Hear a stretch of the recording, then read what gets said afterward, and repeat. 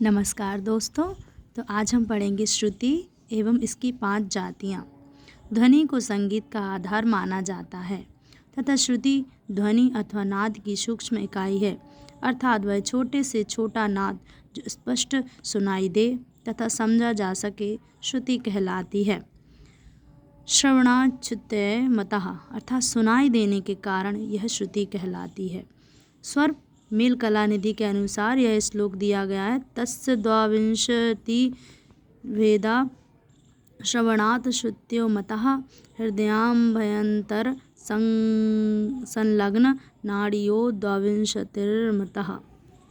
तो आइए हम इसका अर्थ पढ़ते हैं।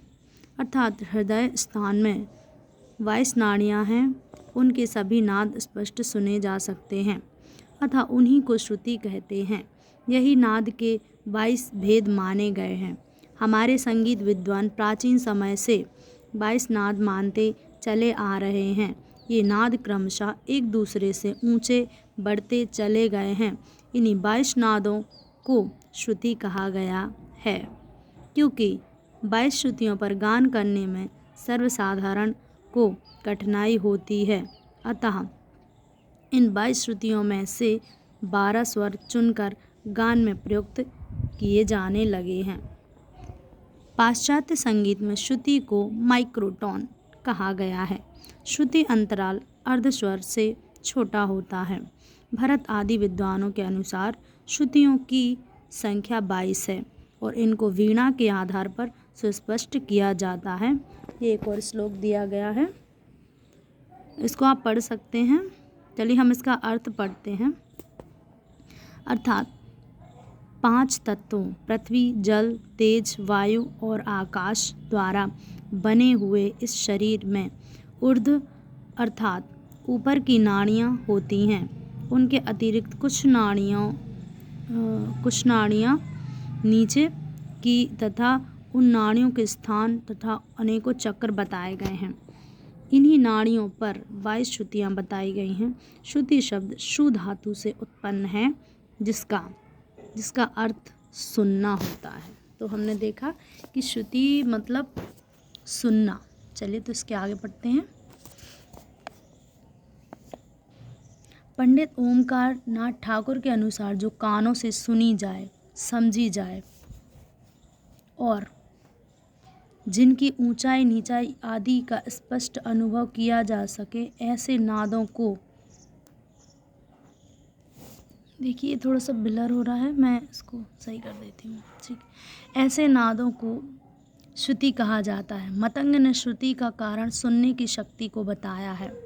श्रुतियों को कर्ण इंद्रियां ग्रहण कर सकती हैं। दामोदर पंडित के अनुसार, दामोदर पंडित जी ने भी एक ये श्लोक दिया है, हम इसका अर्थ पढ़ते हैं। अर्थात प्रथमाघात से अनुरणन हुए बिना जो नाद उत्पन्न होता है उसे श्रुति समझना चाहिए। पंडित विष्णु शर्मा ने श्रुति के संबंध में कहा है, नित्यं गीतोपयोगित्वमी भरोयत्वमप्युत लक्ष्ये प्रोक्तम सुपर्याप्तम संगीत श्रुति लक्षणम। अभिनव राग मंजरी, देखिए अभिनव राग मंजरी में दिया हुआ है ये। अब इसका हम अर्थ पढ़ते हैं। अर्थात वह ध्वनि जो स्पष्ट एक दूसरे से अलग सुनी तथा समझी जा सके तथा इसका प्रयोग संगीत में किया जा सके, श्रुति कहलाती है। श्रुति के लिए 3 बातें आवश्यक मानी गई हैं। ध्वनि संगीत उपयोगी हो, आवाज़ स्पष्ट हो एवं ध्वनि अलग पहचानी जा सके। संगीत दर्पण में दामोदर पंडित ने 22 श्रुतियों के नाम इस प्रकार वर्णित किए हैं। तीव्रा, कुमुदती, मंदा, छद्मवती, दैवती, रंजनी, रक्तिका, रौद्री, क्रोधा, वज्रिका, प्रसारणी, प्रीति, मार्जनी, क्षिति, रक्ता, संदीपनी, आलापनी, मदंती, रोहिणी, रम्या, उग्रा, क्षोभणी। चलिए श्रुति स्वर विभाजन। श्रुति स्वर विभाजन के लिए ये एक और श्लोक दिया गया है। द्वाविंशति श्रुति नत्रच व्यवहार प्रसिद्धये तासा नायानि बक्षेहम नारदीयानुसारतः। 22 श्रुतियाँ तथा उनके वही नाम बताए गए हैं जो संगीत में अभिनव राग मंजरी में वर्णित हैं। प्राचीन, मध्य एवं आधुनिक काल में सभी विद्वानों ने श्रुतियों को स्वर में एक ही प्रकार से बांटा है तथा श्रुति स्वर विभाजन के लिए भरत का ही अनुसरण किया जाता है। अब देखिए हम भरत के अनुसार पढ़ते हैं, ये सबसे इम्पोर्टेंट है, इसको ज़रूर आप याद रखिए। चतुश्चैव षडज मध्यम पंचमा द्वै द्वै निषाद गंधारो तिस्त्री ऋषभ धैवतो। तो ये भरत जी ने दिया है। अब हम इसका अर्थ पढ़ते हैं।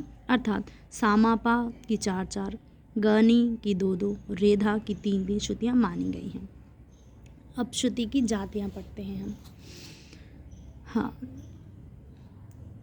दीप आयता करुणानाम मृदु मध्यमयोस्थिता श्रुतिनायो विशेषज्ञो नासा आचार उच्यते। अर्थात दीप्ता, आयता, करुणा, मृदु तथा मध्य, इन श्रुतियों को जो नहीं जानता वह आचार्य नहीं कहलाता। यही श्रुति की जातियाँ हैं। श्रुति का उद्देश्य विभिन्न प्रकार की रसोत्पत्ति माना जाता है।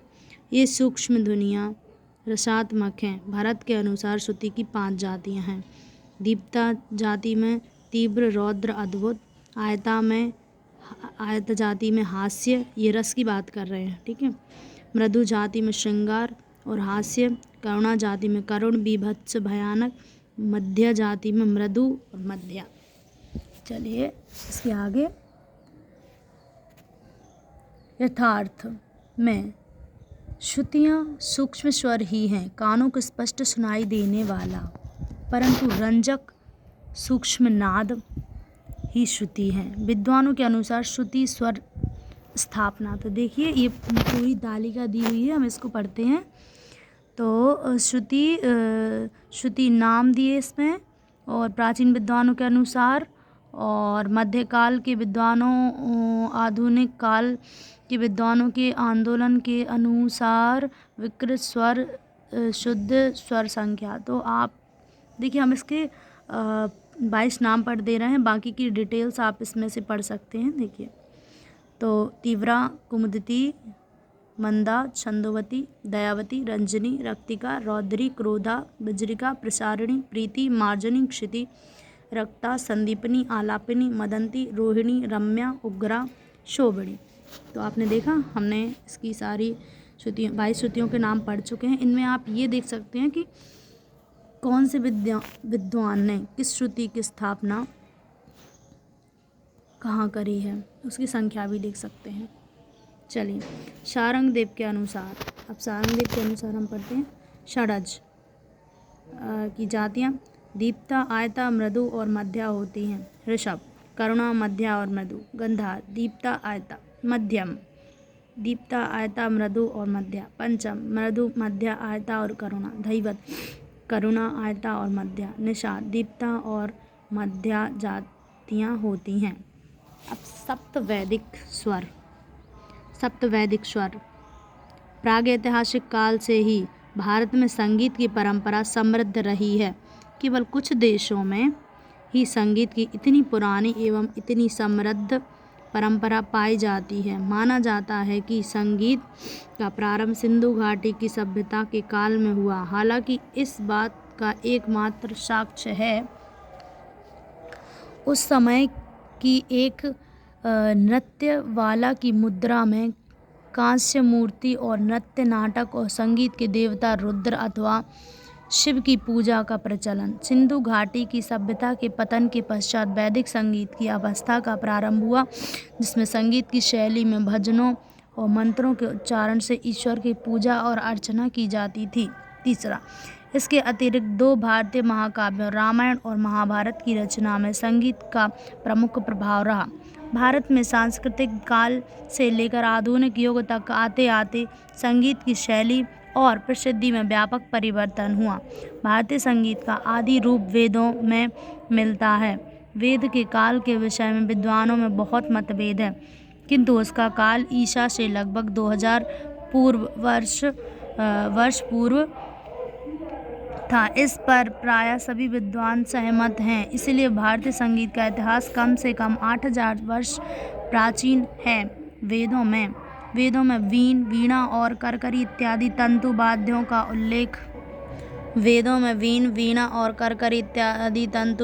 उल्लेख मिलता है। अवनद वाद्यों में दुंदुभी, गरगर इत्यादि का, घन वाद्यों में आघाट या आघाटी और शिशिर वाद्यों में बाक और नाड़ी, तुठाव, शंख इत्यादि का उल्लेख है। यजुर्वेद में 30वें कांड में 22वें और 20वें मात्र में कई वाद्य बजाने वालों का उल्लेख है। इससे यह सिद्ध होता है कि उस समय तक कई प्रकार के वाद्य वादन का व्यवसाय हो चला था। विश्व भर में सबसे प्राचीन संगीत सामवेद में मिलता है। उस समय स्वर को यम कहते थे। साम का संगीत से इतना घनिष्ठ संबंध था कि साम को स्वर का पर्याय समझने लग गए थे। छांदोग्योपनिषद में यह बात प्रश्नोत्तर के रूप में स्पष्ट की गई है। का सामनो गतिरति स्वर इति होवाच, तथा साम की गति क्या है? उत्तर, स्वर। साम का स्व अपनापन स्वर है।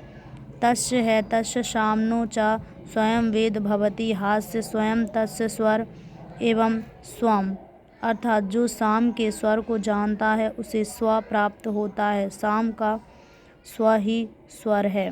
वैदिक काल में 3 स्वरों का गान सामिक कहलाता था। सामिक शब्द से ही ज्ञान होता है कि पहले साम 3 स्वरों से ही गाया जाता था।